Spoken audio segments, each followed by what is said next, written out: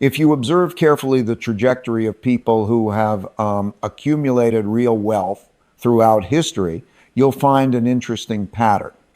It's not luck, it's not genius, it's not miraculous hacks or secret formulas.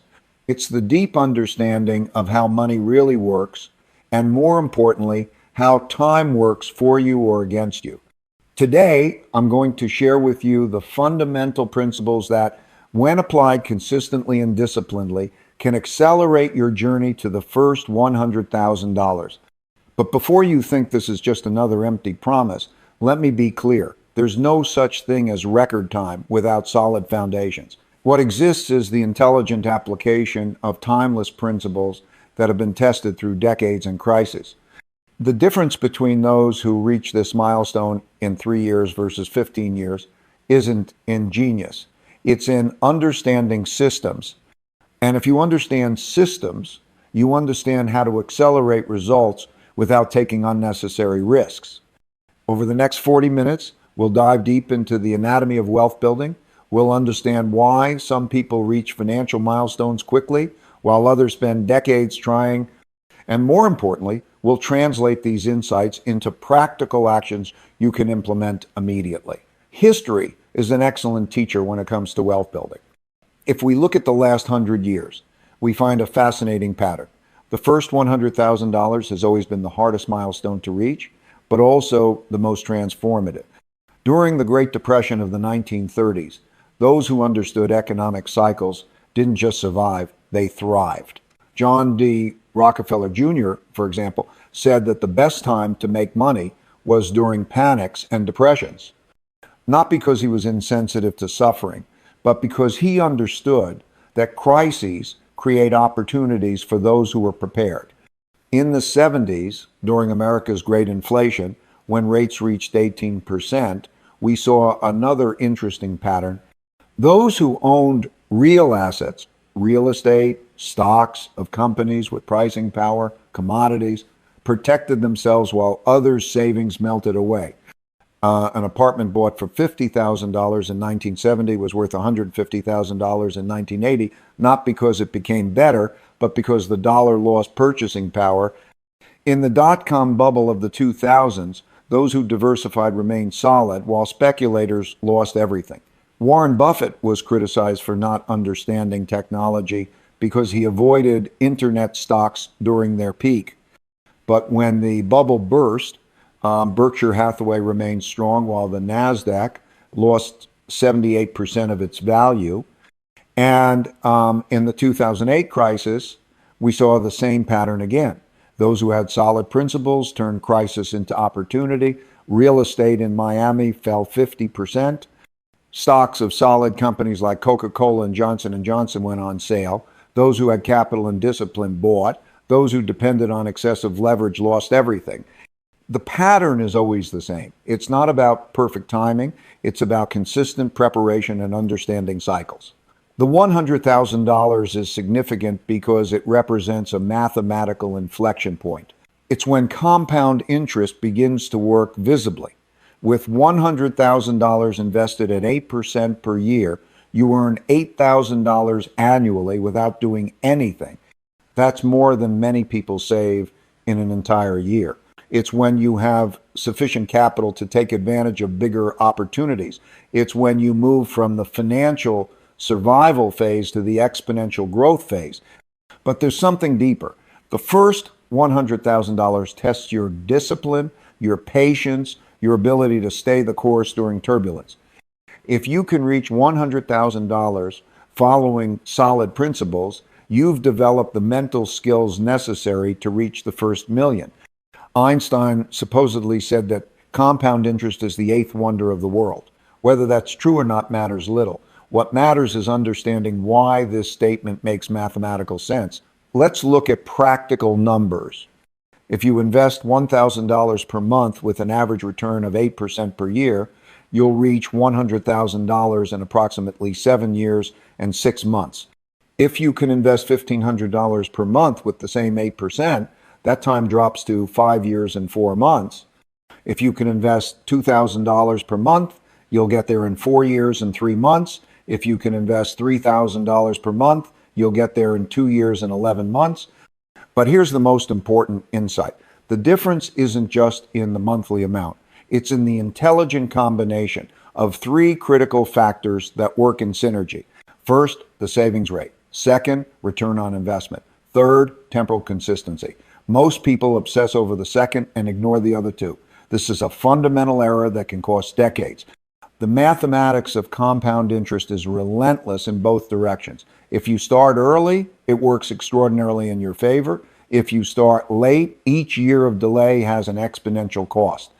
If you observe carefully, you'll discover something counterintuitive that goes against what the financial industry teaches you.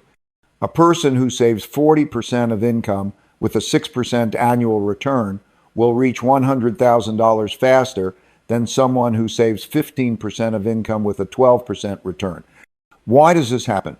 Because the power of compound interest depends fundamentally on initial principal and constant contributions.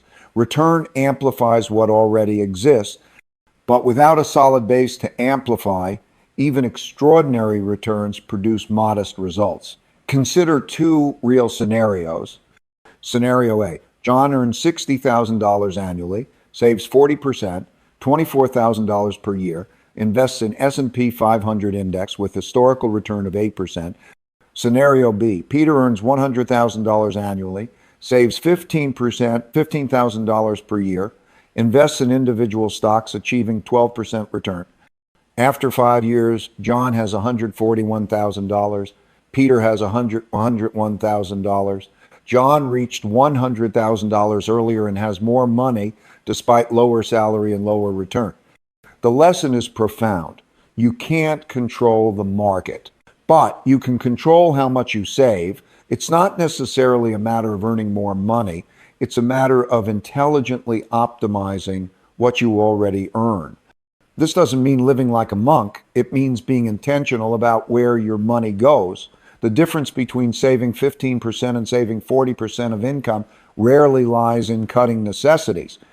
It lies in eliminating expenses that don't add real value to your life. Diversifying doesn't mean spreading money across 20 different investments, hoping some will work. Intelligent diversification means balancing risks and returns so you sleep well at night, but still grow consistently through different economic scenarios. The economy works in cycles. Sometimes we have inflationary growth, sometimes we have deflationary growth, sometimes we have recession with low inflation, sometimes we have recession with high inflation. Each environment favors different assets. The formula that has worked for decades is elegantly simple. Combine growth, safety, and inflation protection. For most people walking toward their first $100,000, a structure like this makes sense. 60% in solid company stocks through index funds like S&P 500, your growth engine. 25% in government and high-quality corporate bonds, your stability anchor. 15% in real assets like REITs, commodities, or real estate, your inflation protection. What's important isn't the exact formula. It's understanding that you need different engines for different times. When stocks rise, bonds may fall. When inflation rises, real assets may protect. When everything falls, you have security to avoid selling in panic. Leverage is like fire, a powerful tool when controlled, destructive when uncontrolled. The safest and most accessible leverage for most people is well-structured real estate financing, not real estate speculation, fundamental real estate investment. Consider this example. You buy a duplex for $400,000 with $80,000 down 20%. You're using 5-to-1 leverage. The tenant of the second apartment pays $2,200 rent, covering $1,800 of your mortgage. If the property appreciates 4% annually, you don't earn 4% on the $80,000. You earn 4% on the $400,000. That means $16,000 annual appreciation on your $80,000 investment, a 20% return on appreciation alone. Add the net rent received, tax depreciation, and debt amortization paid by the tenant, and you have total returns that can exceed 25% annually on a relatively stable asset. But, and this is a critical but, This only works if you can maintain payments during difficult economic cycles. If you buy at market peak with excessive leverage and the market falls 20%, you can go underwater. The fundamental rule: never use leverage that could force you to sell at the wrong time. Leverage should accelerate your returns, not create fatal vulnerabilities. Let me tell you about Sarah, registered nurse, 32 years old in Denver, Colorado. Starting salary, $68,000 annually in 2018. In December 2018, Sarah had her financial epiphany. She discovered she was spending 95% of everything she earned. She had only $3,200 in savings and $18,000 in credit card debt. Sarah began applying these principles methodically. First step, brutal financial audit. Sarah mapped every dollar spent in the last 6 months. She discovered she spent $420 monthly on coffee, lunches out, and convenience dinners. She spent $180 monthly on subscriptions she rarely used. She spent $350 monthly on clothes and cosmetics on impulse. Second step, relentless optimization. She cut unnecessary expenses without sacrificing quality of life. She prepared lunches 3 times a week, canceled unused subscriptions, instituted a 48-hour pause before any non-essential purchase above $50. Result, increased her savings rate to 42% of gross income, approximately $2,380 per month. Third step, systematic diversification. She started investing 70% in Vanguard S&P 500 ETF, 20% in Vanguard Total Bond Market ETF, 10% in Vanguard Real Estate ETF. Fourth step, controlled leverage. In September 2020, she bought a duplex for $385,000 with $77,000 down, 20%. The second apartment rent, $1,950, covered $1,580 of the monthly mortgage of $2,100. The results in December 2024, liquid investments of $142,300, net equity in real estate of $98,000 between appreciation and amortization, total net worth of $240,300. Sarah did nothing extraordinary. She didn't have exceptional luck. She didn't discover secret investments. She followed systematic principles with unwavering discipline for 6 years. More importantly, Sarah developed skills and mindset that will take her to the first million in the next 8 to 10 years, maintaining the same system. Marcus represents the challenge of starting late. High school math teacher in Austin, Texas. At 45, he had only $18,000 in his 403B account and $4,000 in savings. Salary, $62,000 annually. Divorced with $800 monthly alimony. Financial situation, tight, but not desperate. Marcus understood a fundamental truth. Starting late requires more discipline, but isn't impossible. He needed to be more aggressive without taking unnecessary risks. Marcus's strategy began with income maximization. Marcus started offering math tutoring in evenings and weekends, $45 per hour. He also took on extracurricular activity supervision for an additional $2,400 annually. Second, heroic savings rate. He increased the savings rate to 52% of total income by cutting expenses and directing 100% of additional income to investments. This generated approximately $2,900 monthly to invest. Third, growth focus.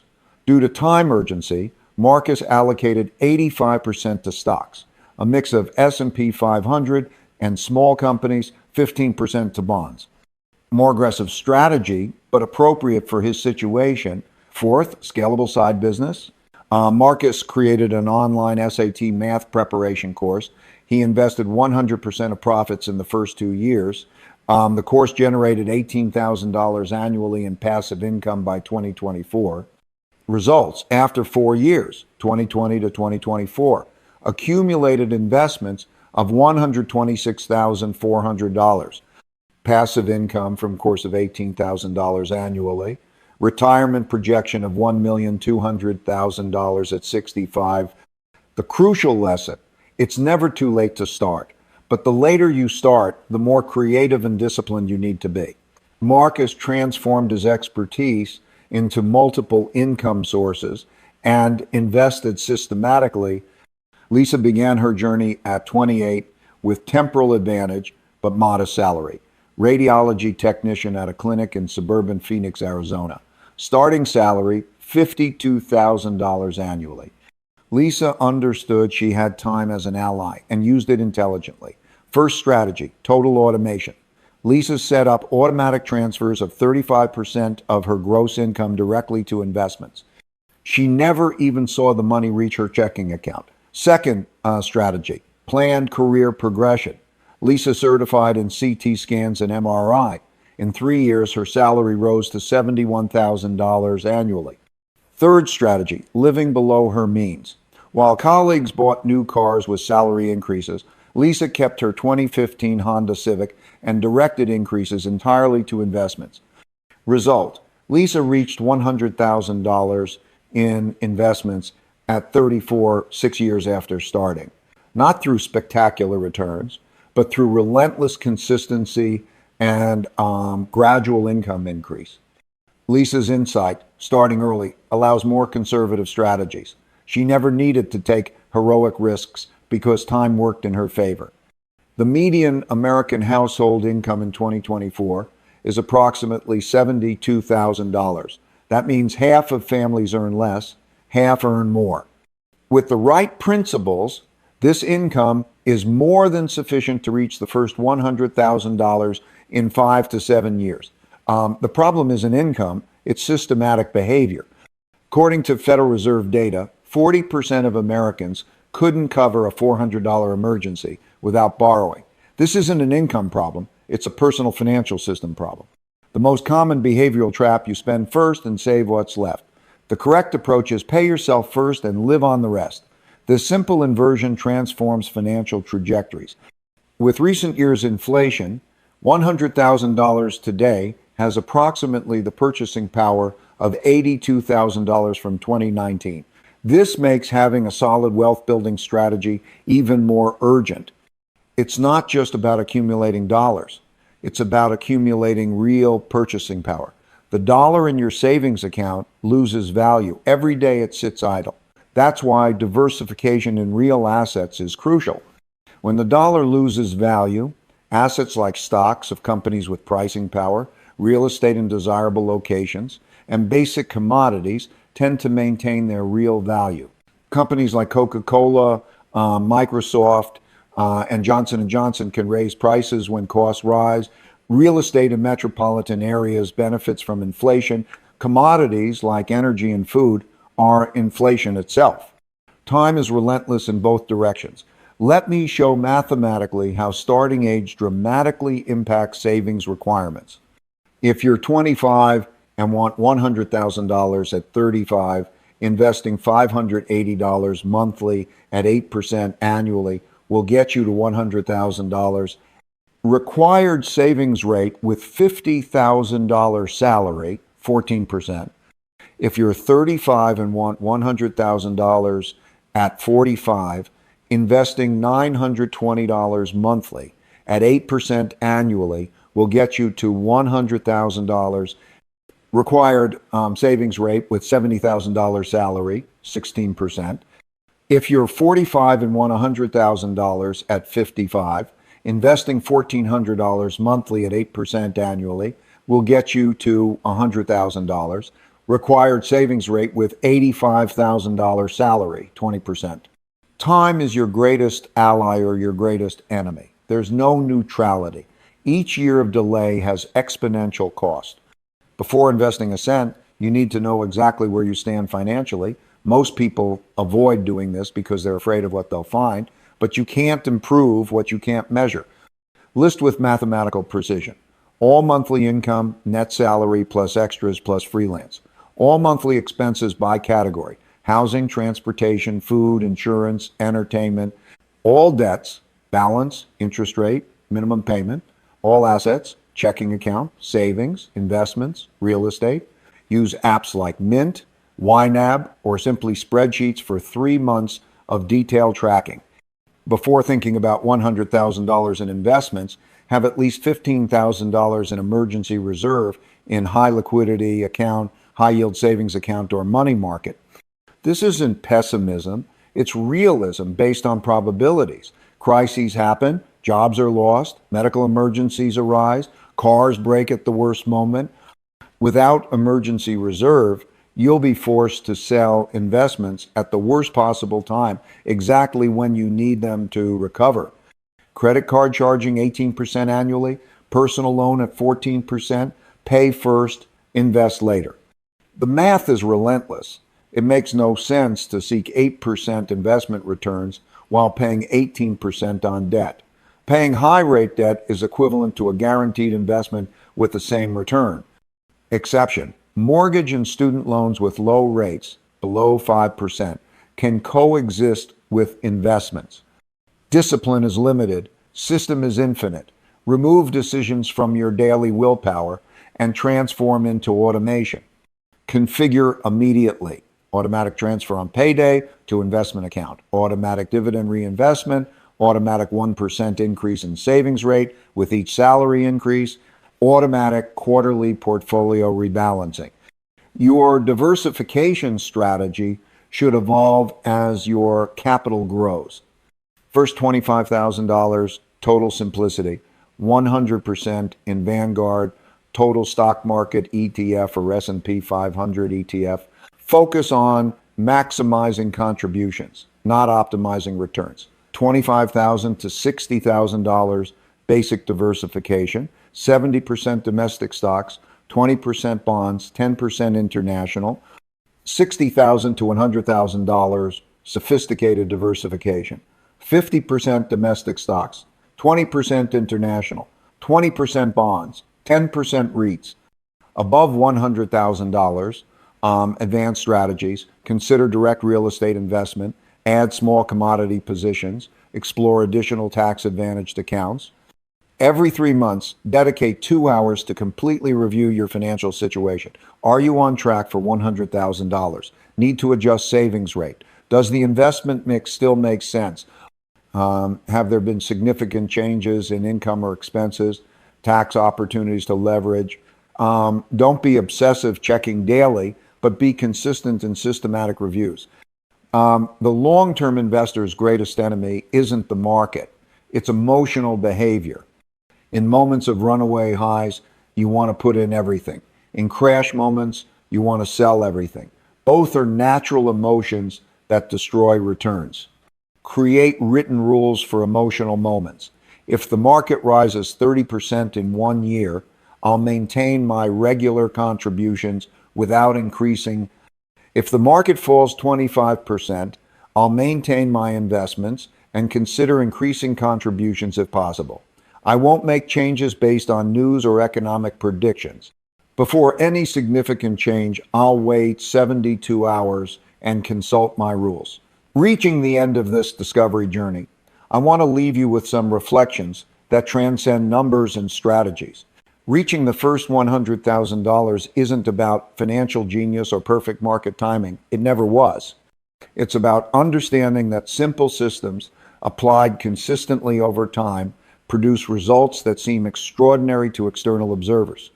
The fundamental difference between those who reach $100,000 quickly and those who spend decades trying isn't in strategy complexity, it's in execution simplicity. You don't need to predict whether the market will rise or fall in the coming months. You need to prepare to thrive in any market. You don't need to find the perfect investment that will triple in 2 years. You need to find solid investments and give them time to work through cycles. You don't need to earn $200,000 per year to build real wealth. You need to intelligently optimize what you already earn and be patient with the growth process. If you observe carefully the economic history of recent centuries, you'll find a comforting truth. Crises always come. Opportunities always arise, and those who are prepared transform both to their favor.